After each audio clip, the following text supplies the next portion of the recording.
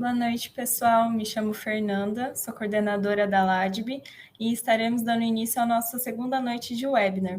Hoje com o professor Vitor, ele é habilitado em odontologia hospitalar e também coordenador do programa de residência multidisciplinar em UTI oncológica do Hospital de Amor de Barretos, pós-doutor em cirurgia e traumatologia bucomaxilofacial pela FOB-USP, mestre e doutor em ciências odontológicas aplicadas na área de concentração de estomatologia, também pela Faculdade de Odontologia de Bauru. E hoje ele irá ministrar a aula intitulada Exames Laboratoriais na Rotina Odontológica e a sua importância clínica. Pode começar, Vitor. Fique à vontade. Muito obrigado. Primeiramente, boa noite a todos. Gostaria de agradecer o convite. Para mim é sempre uma honra poder participar de qualquer evento, né, destinado a ensino, mas especialmente vindo da área da estomatologia, dessa área de diagnóstico e principalmente vindo da FOB-USP, que é de onde eu me formei e onde eu fiz toda a base da minha carreira. Então, eu agradeço novamente ao convite de vocês e vamos falar um pouco hoje, então, dos exames laboratoriais, né, na rotina odontológica. A premissa, né, desse webinar, como é a relação da odontologia com o pós-Covid, eu acho que é de extrema importância nós abrangermos toda a parte de rotina diagnóstica para qualquer tipo de alteração bucal. E quando nós falamos de rotina diagnóstica, os exames laboratoriais, eles entram exatamente como um dos roles de exames que nós lançamos mão para poder fazer realmente o diagnóstico ou auxiliar no diagnóstico dessas alterações bucais. Não só auxiliar no diagnóstico, como também acompanhar a evolução de algumas coisas que nós vamos ver hoje. Quando nós atendemos o paciente, né, o intuito final desse paciente é o tratamento daquela doença, o tratamento daquela lesão. Então, quando nós começamos um atendimento, muitas vezes nós estamos mais preocupados já com o plano de tratamento do que com o próprio diagnóstico em si. Sendo que essas duas modalidades, elas estão estritamente ligadas, né? A gente não consegue fazer um bom plano de tratamento se nós tivermos um diagnóstico falho, um diagnóstico fraco, hipóteses diagnósticas muito diversas, sendo que a gente não conseguiria traçar um plano de tratamento mais direcionado para aquela alteração. Então, como é que a gente faz para, com qualidade, chegar a elaborar um bom plano de tratamento? Traçando toda aquela parte, aquela sequência inicial de diagnóstico, com anamnese, exame clínico, exame físico, né? E os exames complementares. Então, eu gosto de mostrar, falando em exames laboratoriais, né, que nós vamos ver aqui, é uma das modalidades de exames complementares, eu gostaria de mostrar a importância da gente entender, de saber prescrever, indicar e saber interpretar. Muitos pacientes chegam com várias condições bucais, com várias alterações em boca. E essas alterações, muitas vezes, são alterações reativas, né, reativas a alguma coisa local, que pode ter interferido naquela região, mas muitas vezes elas são manifestações, são sinalizações de alguma alteração sistêmica do nosso paciente.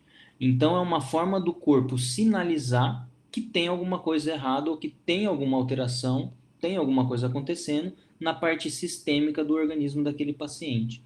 E quando nós falamos de avaliações sistêmicas, na grande maioria das vezes, essas avaliações sistêmicas, nós como dentistas, nós podemos fazê-las também, e elas são feitas, em grande maioria das vezes, no formato de exames complementares, de exames laboratoriais, testes sorológicos, testes de reação a micro-organismos, e às vezes até biópsias, né, exames anatomopatológicos. Mas quando nós falamos de algumas alterações sistêmicas, se a gente entender ou se a gente identificar através de exames laboratoriais alguma alteração sistêmica, muitas vezes o paciente não precisa sofrer uma biópsia, né? Nós não precisamos eleger uma biópsia porque a gente consegue fazer o diagnóstico algumas vezes laboratoriais. Então, esses são alguns casos clínicos que nós vamos ver ao longo da aula hoje, de algumas manifestações sistêmicas, de algumas manifestações bucais, né, de algumas condições sistêmicas desses pacientes. E para isso, né, nós novamente damos a importância a toda a parte inicial de avaliação de anamnese, que é o momento que nós vamos fazer a revisão dos sistemas fisiológicos desses pacientes. E nessa revisão dos sistemas, que vão entrar no nosso diagnóstico presuntivo algumas alterações que podem causar aquelas condições bucais. E quando nós pensamos dessa forma, né, é importante já todo mundo perceber que muitas dessas doenças ou dessas alterações a gente já tem que ter o conhecimento.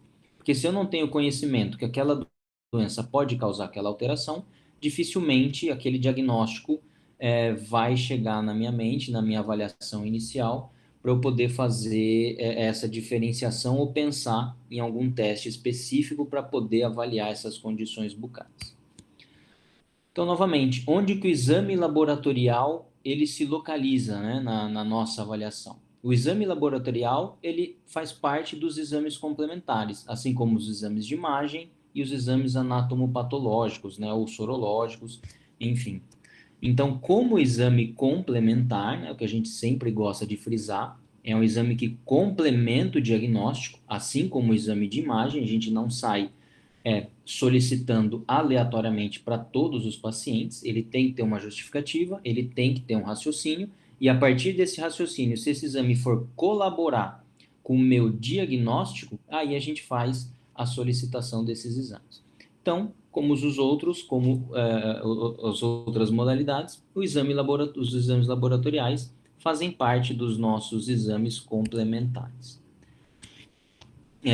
Nós podemos solicitar, né, por lei, o cirurgião dentista, ele tem a capacidade de solicitar, ele tem direito em Constituição de fazer o diagnóstico, né, e para fazer esse diagnóstico, novamente, muitas vezes nós lançamos mãos desses exames complementares, então, por lei, o dentista ele pode solicitar exames laboratoriais.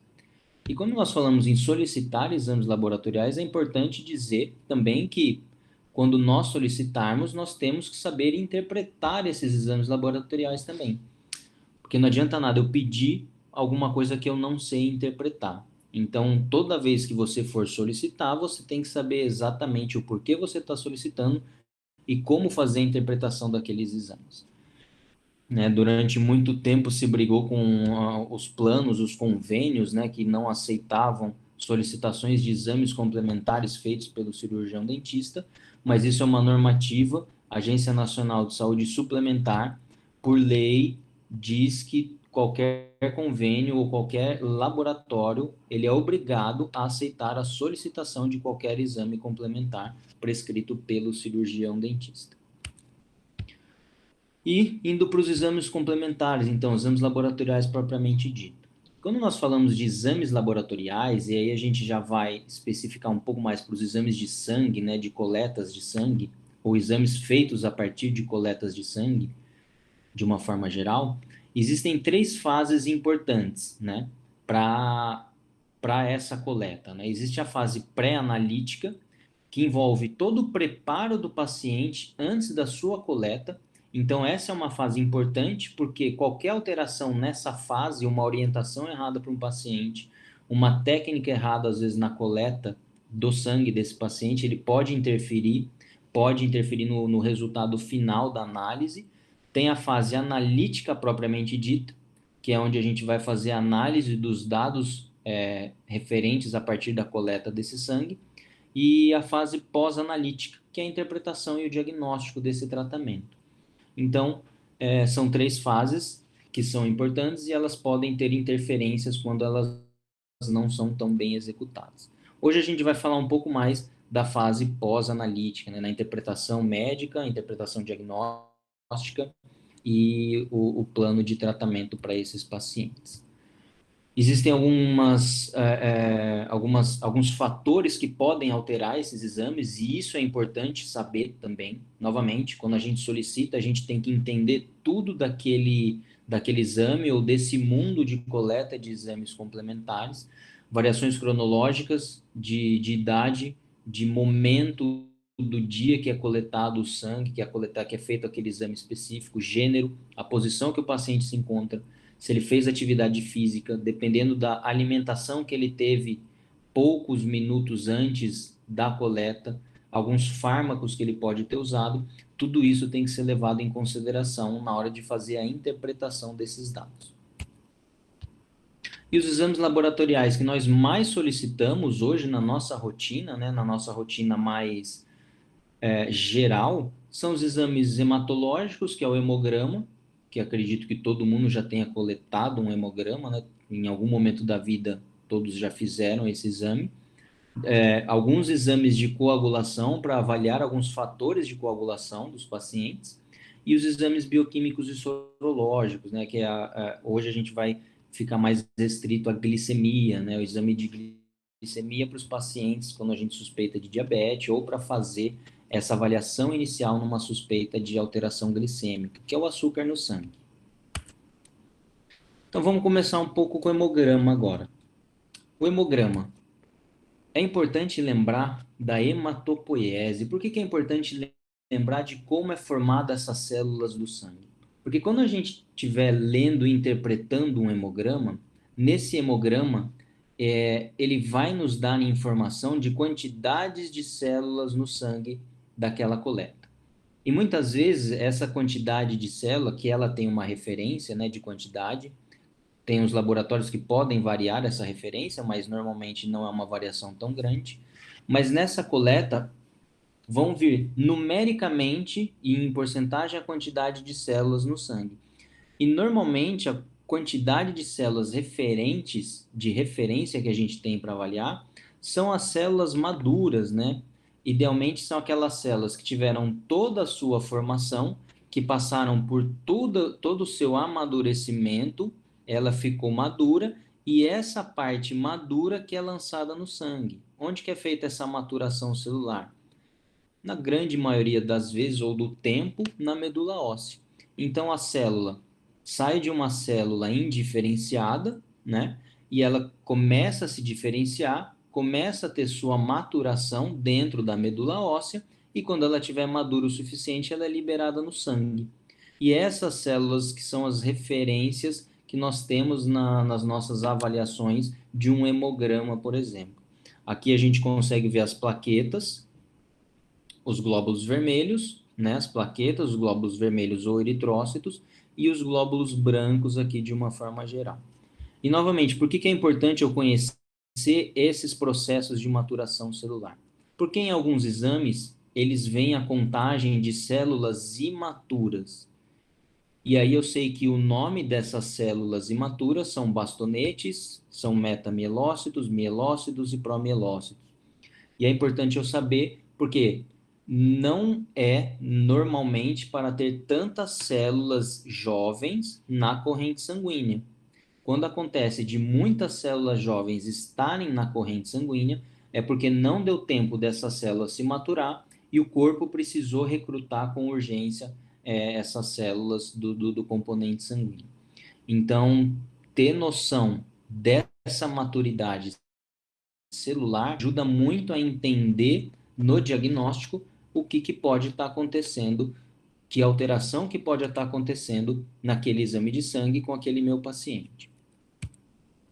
Começando com o hemograma, né? O hemograma, ele é o exame geral que avalia toda essa parte vermelha, né? Eritrograma, leucograma e o plaquetograma, que avaliam separadamente a parte vermelha, a parte de células brancas e a parte de plaquetas, né? Como a gente está falando, auxilia no diagnóstico de sistemas autoimunes, neoplásicas, infecciosas.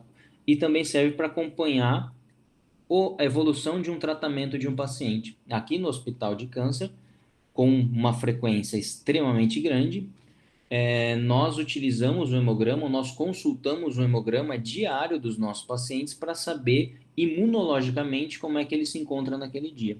Então, dependendo do tratamento que ele faz, ele coleta hemograma diariamente para saber se aquela quimioterapia está afetando a medula óssea, né? Então, a quimioterapia, como afeta a medula óssea, ela acaba ou atrapalhando a produção dessas células produzidas na medula, né? E aí a gente acaba vendo essa alteração por toxicidade na medula, a gente acaba vendo essa alteração no hemograma. Então, vem uma alteração na contagem de células vermelhas, uma alteração na contagem de células brancas e uma alteração na contagem das plaquetas. E quando você pega um hemograma, é assim que ele vem descrito normalmente, né? Cada laboratório tem um estilo, mas normalmente é isso. O hemograma, como a gente pode ver aqui, ele é dividido realmente em três: a série vermelha, a série branca e as plaquetas. Quando referente à série vermelha, a gente vê os eritrócitos, que são os números totais de glóbulos vermelhos, a hemoglobina, que é aquela enzima dentro do eritrócito, que é o que carrega o oxigênio, que transporta o oxigênio, o hematócrito, que me dá a porcentagem de eritrócitos naquela porção de sangue. Então, aqui um 35% quer dizer esta série vermelha. Isso daqui é um filtrado, né? É uma coleta de sangue centrifugado, que quando a gente separa os componentes do sangue, o hematócrito me diz que essa parte vermelha corresponde a 35% de todo esse líquido. E a parte de hemoglobina, que aí serve para avaliar se esse sangue está transportando adequadamente ou não o oxigênio, que aí a gente consegue verificar principalmente as partes das anemias, né? A série branca, que tem todas aquelas células de contagem, que a gente vai ver mais para frente, e as plaquetas no número absoluto de contagem de plaquetas. Então, esse é um hemograma tradicional que vem descrito dessa forma. Quando você solicita hemograma, essas três partes elas já vêm descritas e contabilizadas no seu exame. Não preciso pedir separadamente uma delas. E aí, voltando para a nossa parte clínica, né? Voltando àquele paciente que ficou 2 anos em casa por conta do Covid, que deixou de ir no nosso consultório, principalmente odontológico, né? Por questões de contaminação, e a gente sabe muito bem que nós somos os mais contaminantes nessa parte de infecções respiratórias. O paciente chega com palidez, né? Palidez na conjuntiva, que é essa parte do olho, palidez nos leitos ungueais, você vê esse leito da unha mais pálido, mais esbranquiçado, com sinais de fadiga, palpitação, respiração lenta, dor abdominal, uma dor que ele considera uma dor óssea, formigamento nos dedos das mãos e dos pés, uma certa fraqueza muscular e uma perda de paladar. Então, esse é um paciente que o corpo ele está dando sinais de que tem alguma coisa que pode estar faltando ou alguma coisa que pode estar alterada. E esse paciente ele chega no nosso consultório. Ele chega no nosso consultório porque esses sinais eles também têm sintomas, né? Esses sintomas apresentam sinais bucais. Nesse caso, dessa mesma condição, a gente vê uma língua despapilada, a gente vê esse paciente apresentando queilite angular, algumas úlceras, né? Novamente uma língua despapilada e úlceras. Então, o corpo desse paciente está sinalizando que tem alguma coisa errada com esse paciente, com esse indivíduo que foi até o nosso consultório. E aí cabe a gente investigar. Não adianta somente a gente tratar o que nós estamos vendo. A gente sabe tratar uma quelite, a gente sabe tratar uma úlcera. Só que a ideia, como profissionais da área da saúde, é entender por completo o que acontece com esse paciente. Então, como nós já estamos falando do eritrograma, a parte vermelha, que vão destrinchar um pouquinho mais agora, que é a contagem de eritrócitos e hemoglobina, diretamente ligado com as anemias, todos esses são sinais e sintomas de anemias, principalmente anemias por deficiência, né? Deficiência de ferro ou de ácido fólico.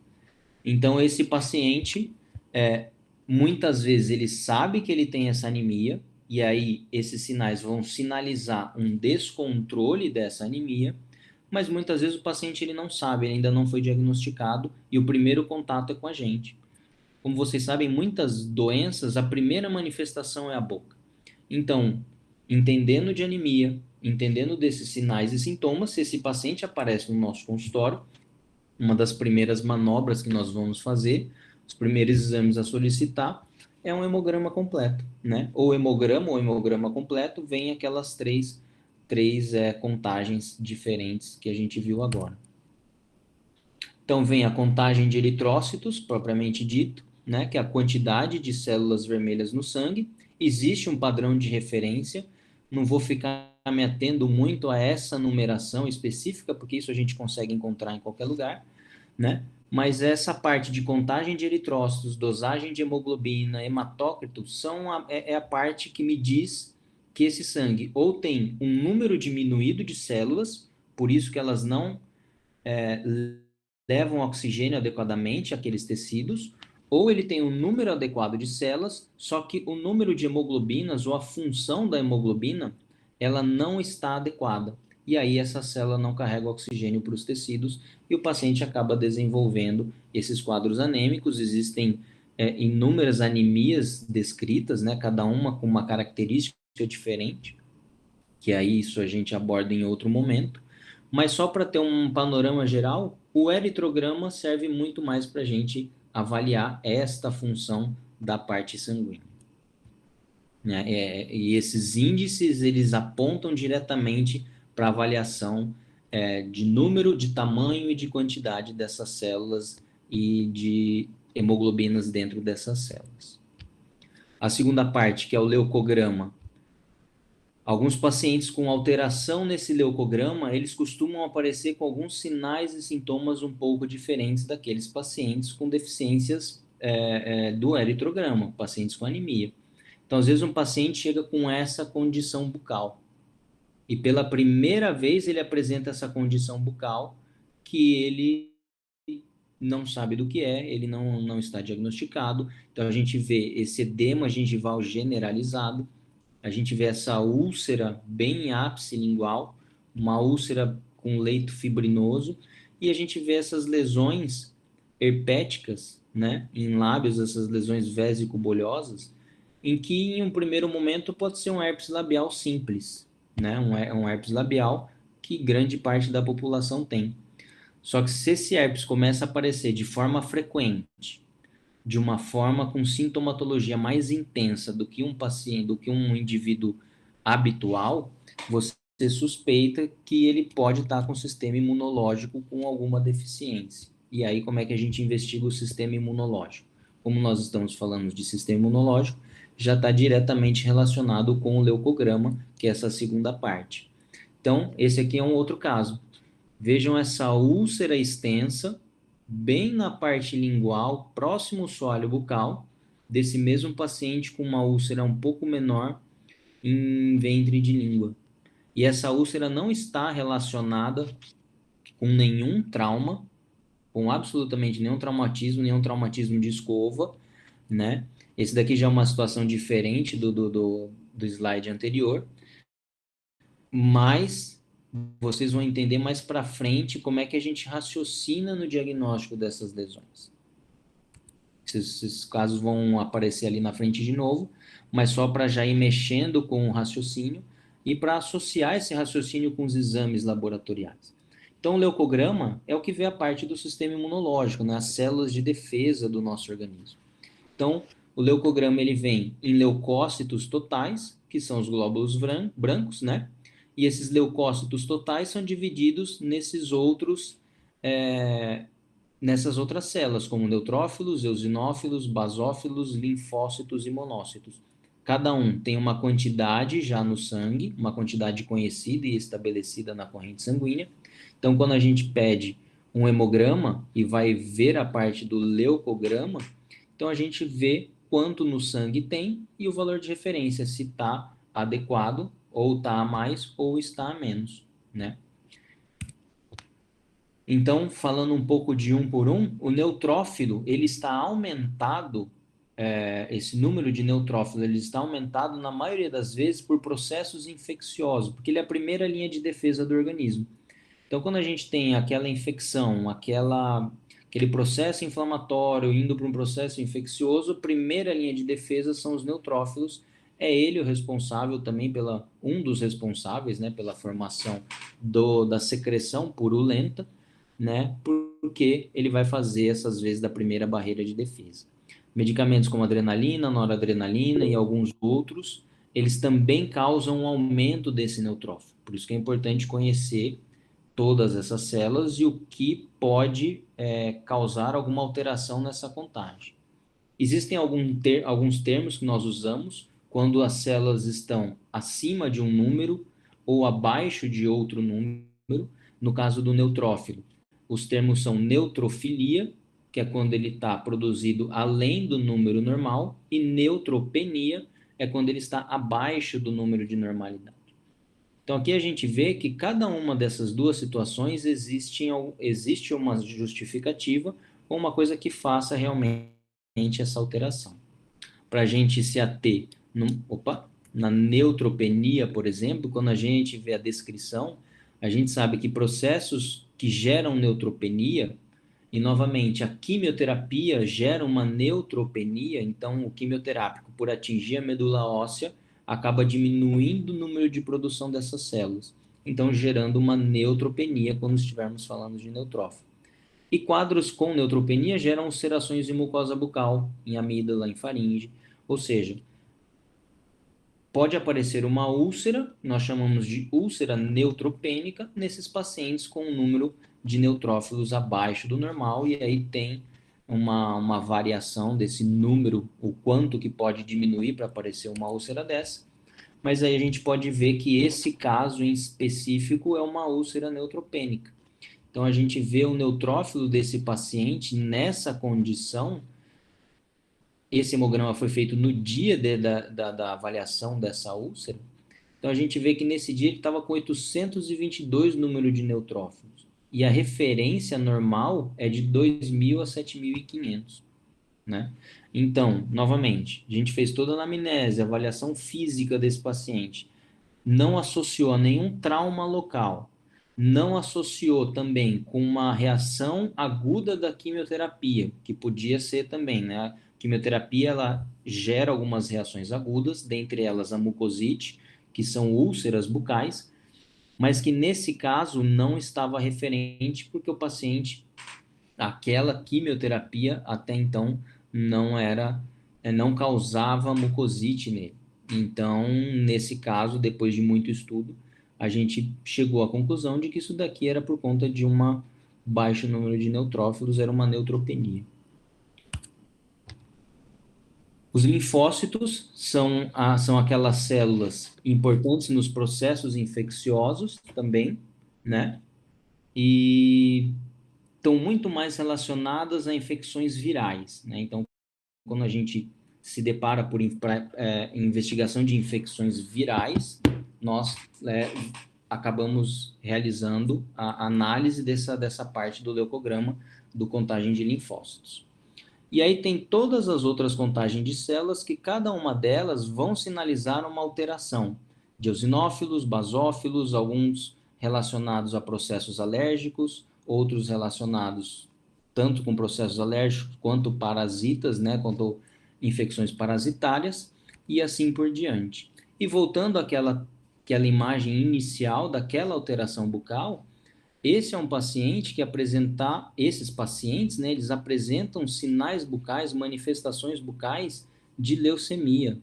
Leucemia é um tipo de câncer que afeta as células da medula óssea, do sangue, portanto, né, e que elas acabam tendo alguma manifestação bucal. Então, a gente vê que nesses quadros leucêmicos, as lesões primárias podem ser classificadas como inflamação gengival ou infiltração gengival, que é isso daqui que nós vemos. Então, se a gente suspeita que o paciente está com um quadro imunocomprometido por algum motivo e apresenta alguns sinais em boca, a gente pode lançar mão desses exames. E a última parte do hemograma é a contagem de plaquetas, né? Contagem de plaquetas é extremamente importante para a gente saber a capacidade de coagulação primária desse paciente. Né? Tem um número de referência entre 150 a 450 mil. Abaixo desse valor, ele vai ter uma chance aumentada de sangramento. Mas também tem algumas regras, né? Alguns limites que nós conseguimos adequadamente seguir na vigência de algum procedimento cirúrgico, algum procedimento mais invasivo. Então, ele é feito para avaliar a hemostasia, principalmente a hemostasia primária, né, que é mediada pelas plaquetas, e a gente consegue ver ela na contagem de plaquetas, é uma avaliação quantitativa, não qualitativa. Então, um exame que a gente não precisa pedir separadamente, contagem de plaquetas, né, porque ela já vem no hemograma, mas, novamente, a gente só tem uma breve noção da quantidade e não da qualidade. Existem outros testes que avaliam a qualidade das plaquetas, né? Um que sempre foi muito bem solicitado, conhecido, que a gente sabe que hoje não tem uma, uma eficácia tão apurada, que era o tempo de sangramento, que a gente acabava vendo tanto a qualidade quanto a quantidade das plaquetas. Tem outro teste que avalia toda essa parte de coagulação, mas eu não vou entrar em detalhes sobre ele agora, até porque o nosso tempo já está bem curto, né? Mas que não é separado do hemograma e da contagem de plaquetas, que são os testes laboratoriais de coagulação, que eles são baseados na cascata de coagulação que a gente aprende lá na fisiologia, né? Que é o teste de tromboplastina parcial ativada, ou TTPA, que vai avaliar uma parte desta cascata de coagulação, alguns fatores, os fatores da via intrínseca e alguns fatores da via comum, e ele é apresentado desta forma em segundos, né? Temos 33 segundos nesse exame específico, onde o valor de referência é de 27 a 38, então está dentro dos padrões, então ele não tem uma atividade de tempo de protrombina parcial ativada alterado, e o tempo de protrombina, que é o TP, que ele avalia a via extrínseca, os fatores de coagulação da via extrínseca e alguns fatores da via comum.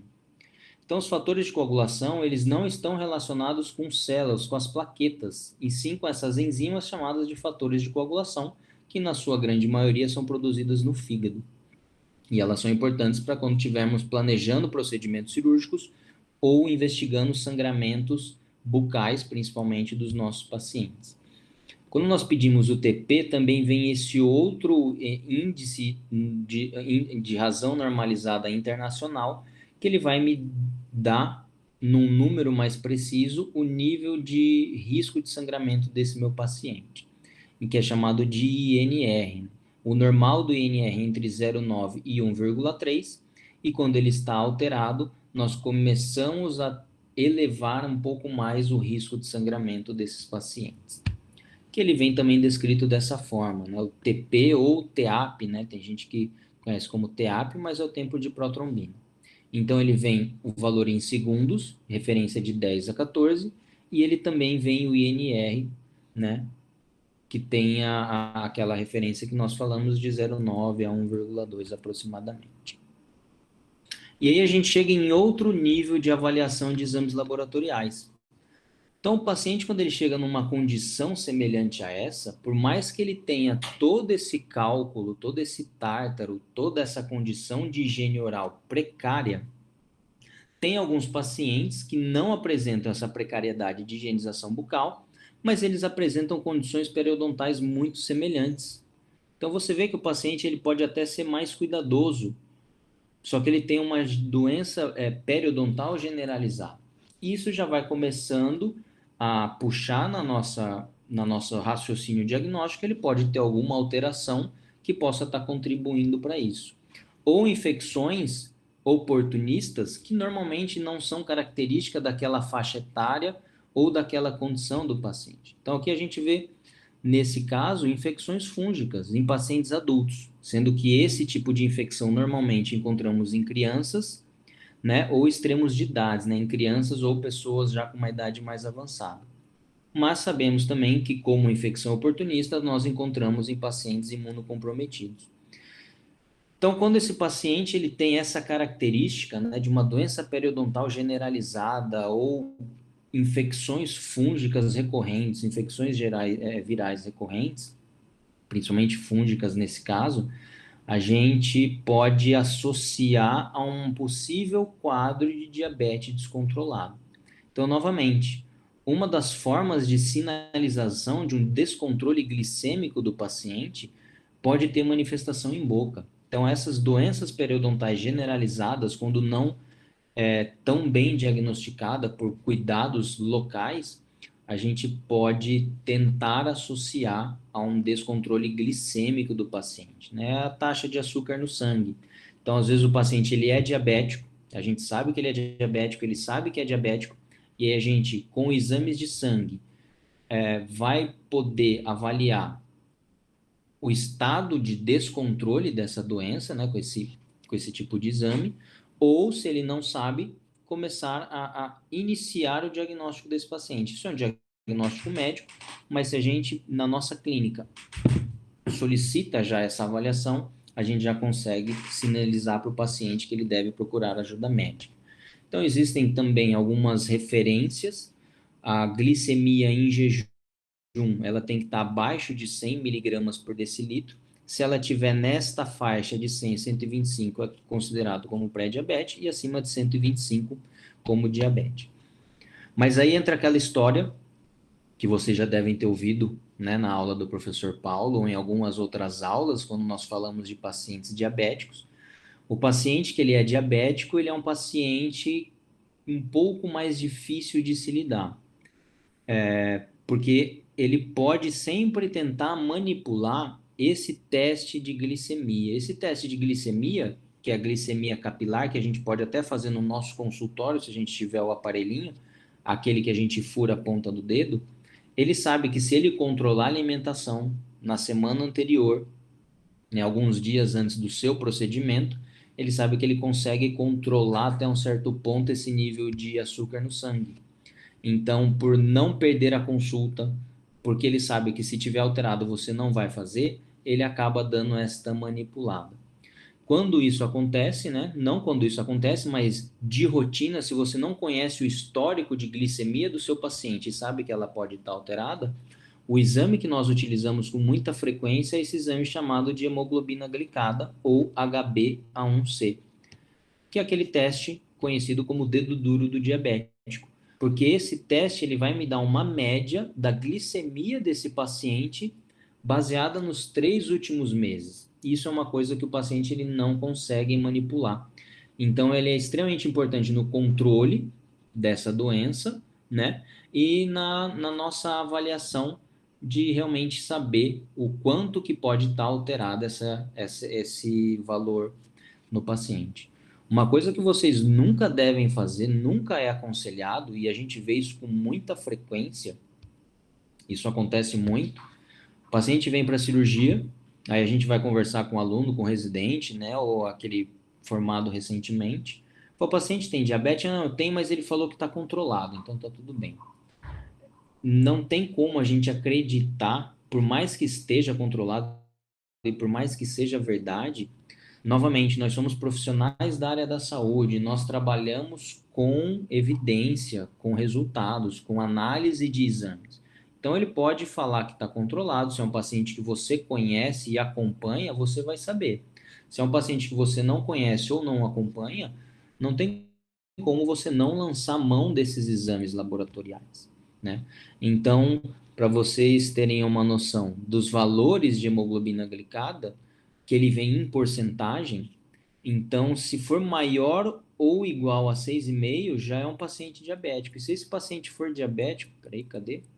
Eu não coloquei. E se esse paciente for diabético, a gente sabe que quanto maior essa porcentagem do hemoglobina glicada, maior foi o descontrole dele nesses últimos 3 meses. E por que que isso é importante? Então, por que que isso é importante? Porque quanto maior o número da hemoglobina glicada, maior esse descontrole, algumas coisas vão começar a afetar na saúde desse paciente. Então, aqui a gente tem uma taxa do que é mais sensível a essa alteração da hemoglobina glicada.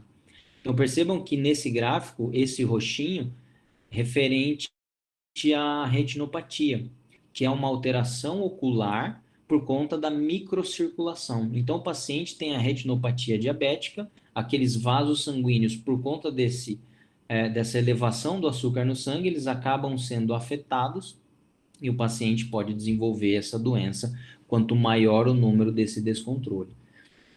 Isso também acontece nos capilares renais, né? Então, o paciente acaba apresentando uma nefropatia. Então, essa é uma doença de microcirculação, posteriormente uma neuropatia e depois uma microalbuminúria, né? Que tudo isso tem algumas repercussões. Então, por isso que é importante a gente saber e ajudar o paciente a controlar essa taxa de glicemia. Então, aqui a gente vê um teste de hemoglobina glicada num exame de rotina, que ela vem em porcentagem, ela vem as referências, dependendo do laboratório, mas na maioria das vezes vem, e vem até algumas notas, né, alguma notificação. Dependendo do laboratório, se o paciente já fez exames com frequência, aparece até o histórico de exames que ele fez, de todos os exames, para você poder acompanhar essa variação da glicemia. E tem várias situações que podem alterar o nível de glicose do sangue, por isso que é importante você ter o conhecimento geral do seu paciente e de tudo que pode alterar essas condições. Enfim, o que é importante a gente ter em mente, né? Que o exame laboratorial, ele é uma ferramenta extremamente importante para quem é da área da saúde. E para solicitar, a gente tem que saber interpretar. E não é porque a gente não sabe interpretar que a gente não deva pensar em solicitar. A gente tem que pensar em aprender e conhecer, porque no final das contas, tudo isso vai ser para o bem do paciente, vai ser na ajuda do diagnóstico e no correto diagnóstico e plano de tratamento desse paciente. Então, como profissional da área da saúde, acho que é o nosso papel poder dominar todas as técnicas que vão nos dar a ferramenta adequada para poder chegar num diagnóstico final das condições dos nossos pacientes. Novamente, eu gostaria de agradecer a todos vocês, agradecer a Liga, agradecer ao professor Paulo e a todos que estão à frente disso. E me coloco à disposição agora, se alguém tiver alguma dúvida ou quiser fazer algum tipo de comentário. Muito obrigado. Boa noite, Vitor. Muito obrigada pela aula. A gente tem duas perguntinhas. Pode fazer? Pode? A Letícia, ela perguntou se quando o dentista ele solicita esses exames e verifica alguma alteração que indica algum problema de saúde, alguma doença, e não faz um encaminhamento por escrito, apenas notifica o paciente, o dentista pode responder por negligência, se caso o paciente levar para um advogado, alguma coisa assim? Sim, ele pode responder porque quando você faz isso informalmente, qualquer informação que qualquer um der, vai ser verdade. Então, eu não consigo provar que eu olhei, eu não consigo provar que eu notifiquei o paciente, eu não consigo provar que eu encaminhei, e ele pode declarar o que ele quiser, que a gente acaba não tendo como se defender. Esse é um dos motivos que a gente tem que fazer tudo formalmente. Eu acho que o primeiro motivo que a gente sempre tem que formalizar isso é porque o paciente, às vezes, ele pode ser confuso, ele pode não saber explicar para o médico o que você quis dizer, ele pode não saber o que você pediu. Então, por segurança da saúde do paciente, aí novamente eu volto naquela parte. Somos profissionais da área da saúde. Por mais chato e demorado que seja ficar fazendo encaminhamento, isso acho que é um papel fundamental na segurança do nosso paciente. Sim, obrigada. Imagina. Acredito que esclareceu. A outra dúvida é da Ana Lívia: os exames laboratoriais eles devem ser solicitados para todos os pacientes com doença de base? Depende da doença de base. Se a gente tiver. Por isso que é importante conhecer a doença de base. Se você tiver, por exemplo, um paciente hemofílico, e o paciente hemofílico ele tem alteração nos fatores em um dos fatores de coagulação, da cascata de coagulação. Então, eu sei que esse fator de coagulação vai estar alterado, porque ele é hemofílico. Só que o hemofílico ele tem uma característica, né? Ele é hemofílico no nível que ele vai ser para o resto da vida. Ele não descompensa essa hemofilia. Então, para esse caso específico, eu não tenho porque toda vez que for atender ele, ficar pedindo um exame específico para ver o grau de coagulação dele por conta da hemofilia. Porque eu sei que não vai alterar. Se não vai alterar, porque eu conheço a doença, eu não preciso pedir. Isso é uma coisa que, durante a minha formação, eu sempre ouvi muito e eu sempre concordei cada vez mais. Quanto mais coisa a gente pede, ou se a gente pede tudo de uma vez, mais mostra o quanto que a gente não sabe daquela doença. Então, é um exemplo, novamente, eu cito o professor Paulo porque é como um mantra para a gente, né? Tantas aulas que eu já ouvi com muita vontade.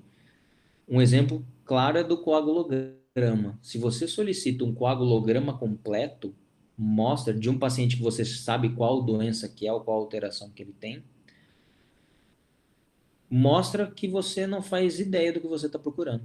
Porque, novamente, se eu sei que hemofílico age em um processo específico da cascata de coagulação, eu vou pedir o exame que me mede só aquilo lá. Eu não tenho por que pedir um coagulograma completo, que às vezes vem uns 6 ou 7 exames que eu não vou usar.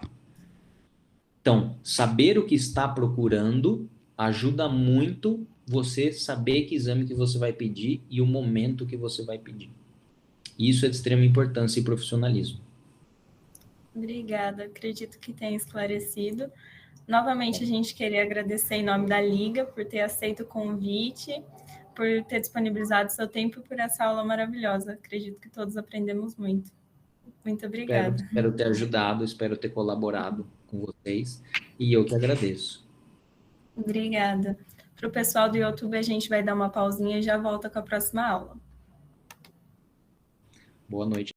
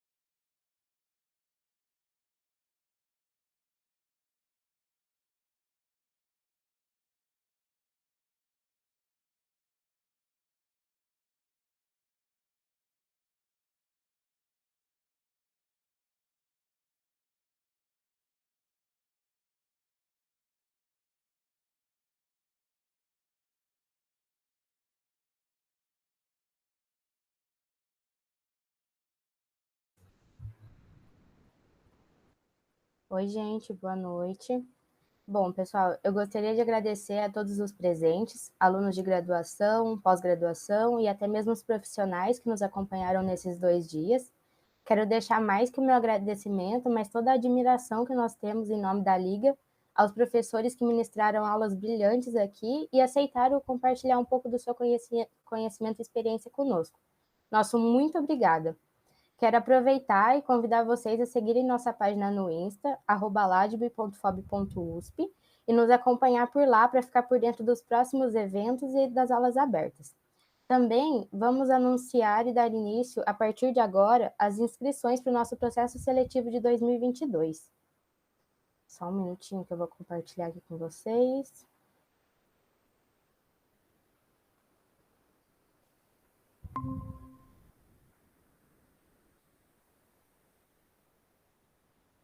O processo seletivo, ele é para alunos da FOB, mas esse ano a gente está abrindo 2 vagas para outros alunos de outras faculdades de odontologia de Bauru.